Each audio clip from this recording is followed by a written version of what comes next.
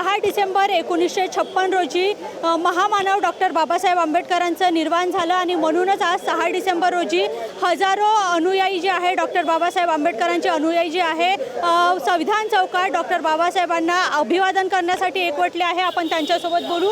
आज तुम्ही काका आज तुम्ही अभिवादन करण्यासाठी इथे आलेले आहे, काय भावना आहे, काय सांगा? आमच्या भावना आहेत, बाबासाहेबांबद्दल आमचा आदर आहे, आमचे महात्मे आहेत, आमचे बाबा आहेत, त्यांचा आम्हाला अभिवंदन करायसाठी म्हणून आम्ही इथे आलो आहोत। आमचा पूर्ण ग्रुप आहे, मॉर्निंग ग्रुप बेलतरोडी बेशाचे आहेत, मनीष नगर हे आमचे आहेत, हे महेंद्र जामगडे। मी हे सगळं बाबासाहेबांनी दिलेल्या मार्गावर चाललं पाहिजे। प्रत्येकाने हेच आहे, बाबासाहेबांच्या 22 प्रतिज्ञा दिल्या आहेत, त्या प्रतिज्ञांचं अवलंबन करायला पाहिजे आणि प्रत्येकाने त्यांच्या मार्गावर चालायला पाहिजे। तुम्ही काय सांगा? डॉक्टर बाबासाहेब आंबेडकरांना विनम्र अभिवादन। 6 डिसेंबर हेच यांनी म्हटल्याप्रमाणे सर्वांनी यांचा मार्ग अनुसरला पाहिजे। काय सांगाल काका, आज अभिवादन करण्याकरता तुम्ही इथे आले? हे आमचे दैवत आहे, एवढंच बोलायचं आहे। मी यांच्यामुळेच आम्ही इथपर्यंत आलेलो आहे, त्यांचे लाख लाख कोटी कोटी प्रमाण त्यांना। आपण इकडे बघू शकतो की एक रॅली आलेली आहे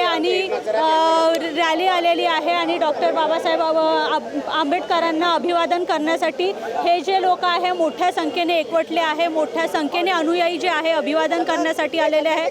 नक्कीच जगण्याचा, शिक्षणाचा, लोकशाहीचा जो अधिकार आपल्याला दिलेला आहे तो डॉक्टर बाबासाहेबांमुळे मिळालेला आहे आणि म्हणूनच आज सगळे जे अनुयायी आहे डॉक्टर बाबासाहेबांना मानणारे लोक जे आहेत ते इथे एकवटलेले आहेत। आपल्यासोबत काका आहेत, काय सांगाल आज तुम्ही डॉक्टर बाबासाहेबांना अभिवादन करण्यासाठी आलेले? आम्ही डॉक्टर बाबासाहेब आंबेडकरांना विनम्र अभिवादन करण्यासाठी आलेलो आहोत आणि त्यांनी ज्या आपल्या जीवनामध्ये हाल अपेष्टा सहन केल्या आणि आम्हाला यशाच्या शिखरावर जे चढवले त्यांचे स्मरण व्हावे आणि बाबासाहेबांनी दिलेल्या 22 प्रतिज्ञेचा आम्ही आमच्या जीवनामध्ये अंगीकार करून आम्ही पुढील वाटचाल करावी यासाठी आम्ही इथे विनम्र अभिवादन करण्यासाठी आलेलो आहोत। जय भीम। काय वाटतं, ज्या बाबासाहेबांनी 22 प्रतिज्ञा दिल्या त्याचं पालन आता होत आहे का? असं तर वाटत नाही, परंतु जे काय आहे ते करण्याचा आम्ही शेवटी 22 प्रतिज्ञा अंगीकार होईल, परंतु त्यापैकी ज्या काही प्रतिज्ञा आम्हाला अंगीकार करण्याच्या आहेत त्या आम्ही सदैव करतच असतो। काय अभिवादन करण्याकरता आलेले आहे तुम्ही, काय भावना आहे, काय? आता आमच्या भावना म्हणजे डॉक्टर बाबासाहेब आंबेडकरांचा आज महापरिनिर्वाण दिवस आहे आणि कित्येक वर्षापासून आम्ही इथे नमन करायला येतो आणि हा दिवस आमच्यासाठी काळाच दिवस मानला जाईल, कारण की आमचे जे होते बाबासाहेब आमचे बापाच आहेत आणि त्या बापाला आम्ही अभिवादन करण्यासाठी इथे आलेलो आहोत आणि आम्हाला इथे शक्ती मिळते आणि समाजामध्ये सगळ्यात विश्वशांती राहो हीच आम्ही इथून अपेक्षा घेऊन जातो।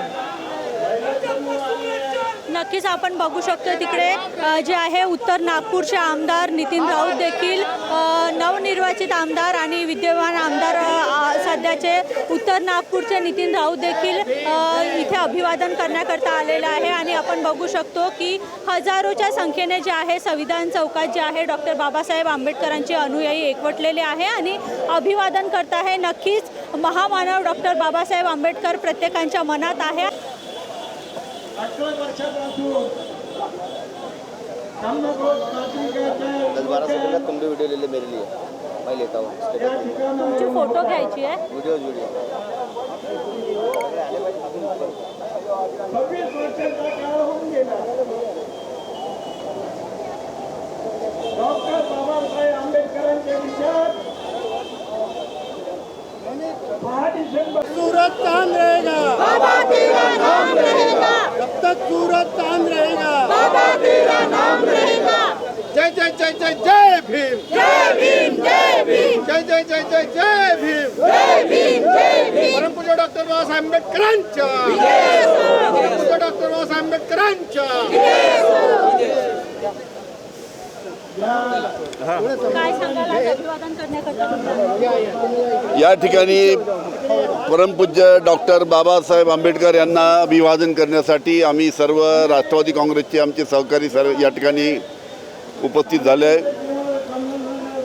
आपल्याला माहीत आहे की आज महापरिनिर्वाण दिन आहे आणि या दिनाच्या निमित्तानं आपल्याला माहीत आहे की परमपूज्य डॉक्टर बाबासाहेब आंबेडकर यांनी आपल्याला संविधान दिलं आणि या संविधानाच्या माध्यमातून आपल्याला जगण्याचा अधिकार परमपूज्य डॉक्टर बाबासाहेब आंबेडकरांनी दिला. पण मधल्या काळामध्ये आपल्याला कल्पना आहे की कशा पद्धतीनं काही राजकीय पक्षाच्या माध्यमातून सुद्धा संविधान बदलण्याच्या ज्या प्रकारच्या वल्गना काही राजकीय पक्षाचे नेते त्यांनी करत होते, यासाठी सर्वांनी जागृत राहण्याची आवश्यकता आहे. अजूनसुद्धा या विरोधी पक्ष जे सध्या सत्ताधारी पक्ष यांच्या डोक्यामध्ये संविधान बदलवण्याचा विषय अजूनसुद्धा आहे.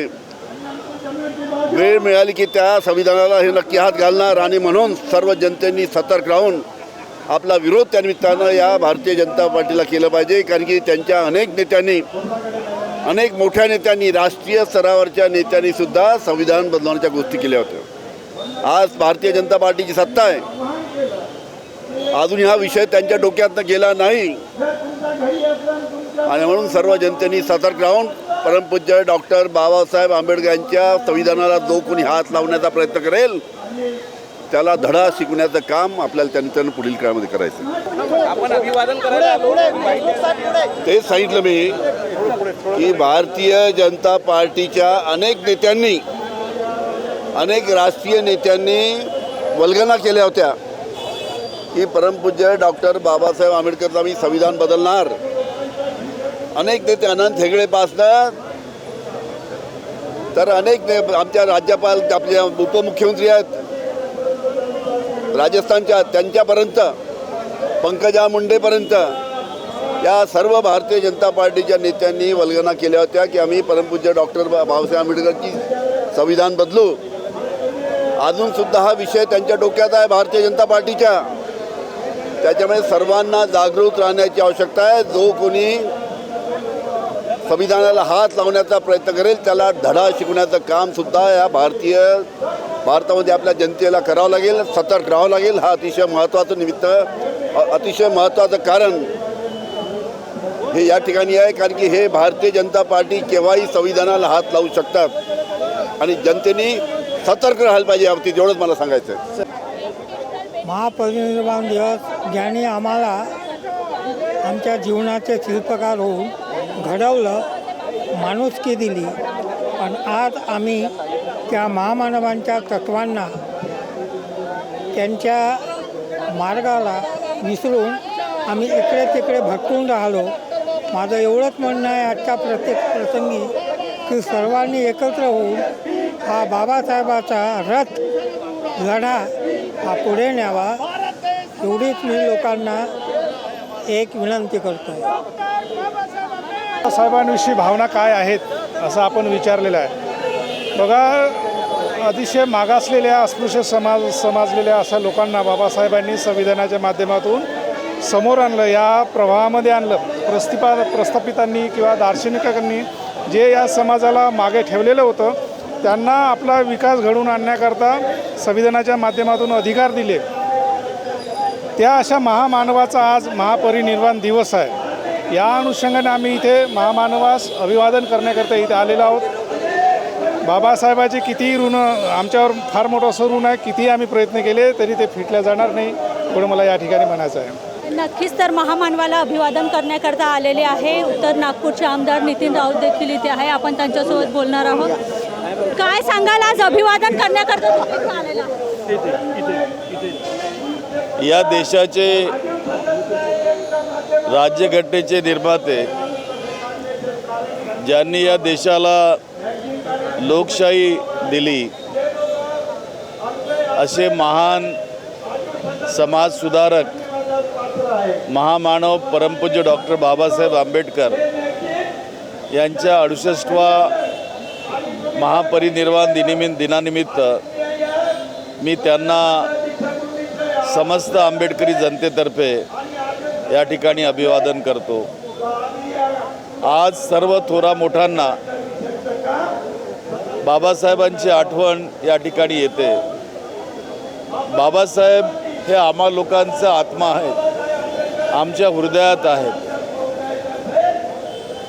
ते जरी आमच्यात नसले तरी त्यांचे विचार सातत्यानं आमच्या डोळ्यापुढं असतात, तेवत असतात आणि त्या विचारांना पुढं नेण्याचा उत्साह त्यांना अभिवादन केल्यानंतर मोठ्या जोमाने आमच्यात संचारतो आणि आम्ही देशाची सेवा करण्यासाठी तत्पर असतो. आजच्या या प्रसंगी मी त्यांना या ठिकाणी मानवंदना देतो, अभिवादन करतो. धन्यवाद. जय भीम. आजच्या युवकांमध्ये कुठेतरी त्यांच्या 22 प्रतिज्ञाचा जो आहे विसर पडलेला दिसतोय. काय आव्हान कराल? काय खरं पाहिलं तर प्रत्येक तरुणांनी या देशाच्या परमपूज्य डॉक्टर बाबासाहेब आंबेडकरांचा जीवनचरित्र वाचलं पाहिजे आणि त्यांनी या देशाला बौद्ध धम्म देत असताना ज्या 22 प्रतिज्ञा या ठिकाणी दिल्या आहेत त्या का दिल्यात, कशासाठी दिल्यात आणि त्यांनी त्या प्रतिज्ञांनी आपल्या जीवनामध्ये काय फरक पडतो यासंबंधी विचार केला पाहिजे. मला तरी वाटतं की जो बाबासाहेब आंबेडकरांचं जीवनचरित्र वाचेल आणि त्याप्रमाणे वागण्याचा प्रयत्न करेल, निश्चितच त्यांच्या जीवनामध्ये नवा उत्साह, नवा प्रकाश निर्माण झाल्याशिवाय राहणार नाही. तर आपल्यासोबत होते नितीन राऊत, जे उत्तर नागपूरचे आमदार आहेत. नक्कीच त्यांनी एक तरुणांसाठी संदेश दिला की डॉक्टर बाबासाहेब आंबेडकरांचं जे आहे जीवनचरित्र वाचल्यानंतर नक्कीच त्यांना त्यांच्या मार्गावर चालण्याचा एक मार्ग मिळेल, त्यांना एक संदेश मिळेल आणि त्यांना अनुसरून चालू शकतील. VKB न्यूजसाठी स्वीटी कांद्रेकर, नागपूर.